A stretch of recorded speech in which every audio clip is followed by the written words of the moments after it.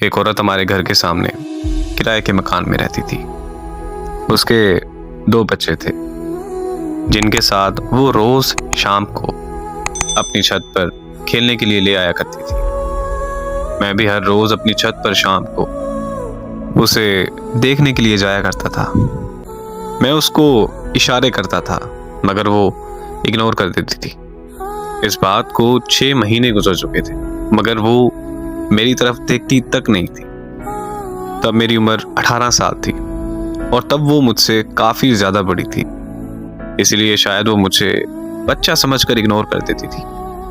फिर एक दिन मुझे बुखार होने की वजह से मैं छत पर नहीं जा सका, तो वो औरत मेरी अयादत के लिए मेरे घर चली आई और मेरा हाल चाल पूछकर अपने घर वापस चली गई। उसका मेरी अयादत को आना मेरे लिए इस बात का इशारा था कि उसके दिल में भी मेरे लिए एहसास है। फिर जब मैं अगली शाम छत पर गया तो वो इशारों में मेरा हाल पूछने लगी। मैंने उसे इशारों में बताया कि हाँ मैं ठीक हूँ, तो वो मुस्कुराने लगी।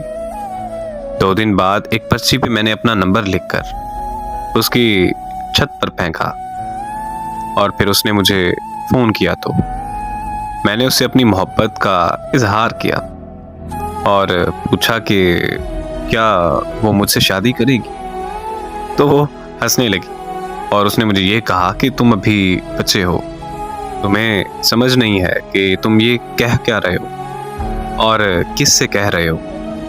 वो कहने लगी कि तलाकशुदा औरत से कोई शादी नहीं करता और मैं तो तलाकशुदा होने के साथ साथ 2 बच्चों की माँ भी हूँ। उसने मुझे कहा कि तुम अच्छे लड़के हो, बस हम दोस्ती तक रह सकते हैं। मैंने उससे मजीद शादी की जिद की तो उसने मुझे कहा कि अगर तुमने दोबारा शादी की बात की तो मैं तुमसे बात ही नहीं करूंगी। मैं वहां पर चुप हो गया और हम दोस्त बनकर रहने लगे।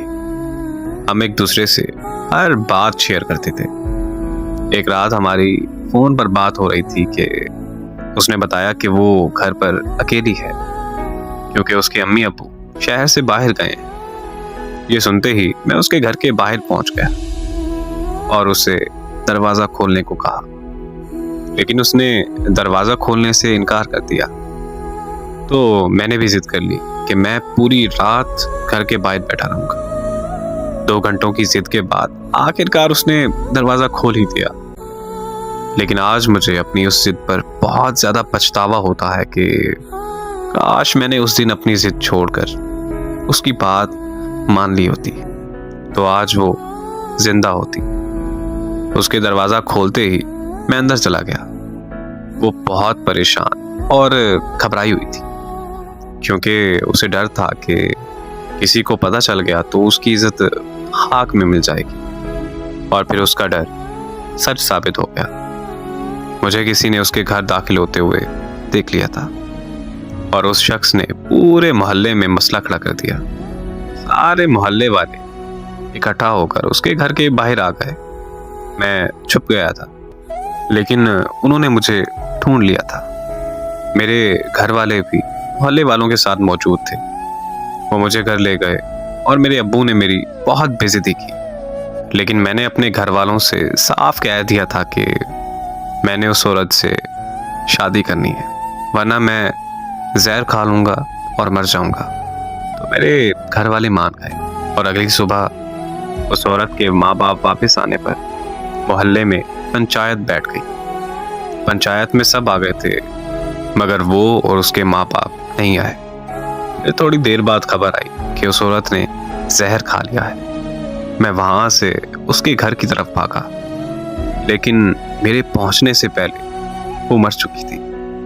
उसे इस दुनिया से गए 8 साल हो गए, लेकिन मैं आज तक उसे भूलकर किसी और का नहीं हो सका।